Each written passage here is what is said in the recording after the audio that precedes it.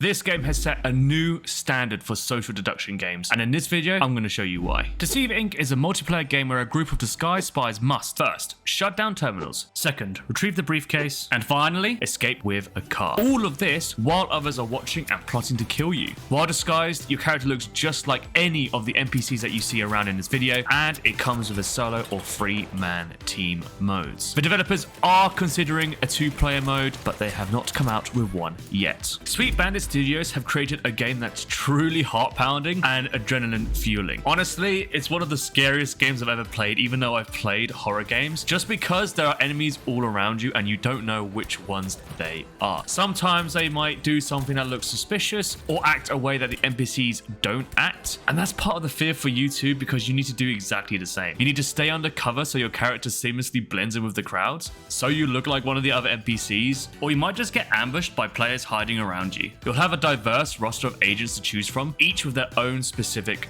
weapon and skills. Whether you fancy yourself a legendary burglar or an up-and-coming espionage sensation, Deceive Inc.'s got room for everyone. But don't pick the burglar because he's a pain in the ass. Plus, you'll have an array of versatile gadgets at your fingertips to create your ideal loadout. There's inflatable mats, sentry guns, bulletproof umbrellas, courtesy of this game's top-notch R&D department, which you can actually see around the training room. They've got you covered, quite literally. You'll infiltrate these locations teeming with suspicious characters and NPCs, where you can hack electronics and off-limit zones and plenty of windows to make a daring escape from. Armed with this holographic watch, you can disguise yourself as anyone you see around you, whether they be guests, staff, or guards. Sometimes you can even disguise yourself as scientists or VIPs to get to certain off-limit zones which require them. Just remember, staying hidden is key, unless you want to start a shootout or catch a bullet yourself. This game really does get your heart beating. If you see anyone act slightly suspicious, you begin to think they're a player. You can try and engage them and get the jump on them, but if you're playing a team game and you're on your own, this is most likely going to lead to your death. If you're playing solos, this can be a good way to quickly get competition out of the game. However, just because you notice someone acting suspicious and got the drop on them doesn't mean that someone else isn't doing the same for you. While this game has no campaign, there is an overarching plotline and a story for each character that you can play. You can see a brief description of the characters' stories when you hover over them in the menu, each having a very unique background. While there's no main story that we follow, this game doesn't need it. The game is fun without needing a campaign or story. It's the stories behind the characters and the character development that makes the game fun. Moving on to the graphics of the game, Deceive Inc. boasts this sleek and stylish art style that really suits the game and the theme of the game. Character models are downright impressive. The environments are detailed, and the 4 currently available maps in the game are exotic and are all different from each other. The sound and effects also match the game's theme. The music complements every part of the game, whether it's when you're trying to rescue the briefcase or the general gameplay when you're walking around trying to collect your loot. The audio enhances the game experience, adding a level of depth to your game, as well as adding to the heart-pumping, tense gameplay. Hearing the NPCs talk around you also adds a level of immersion I didn't really expect from this game. This is no place to sleep. Back to work.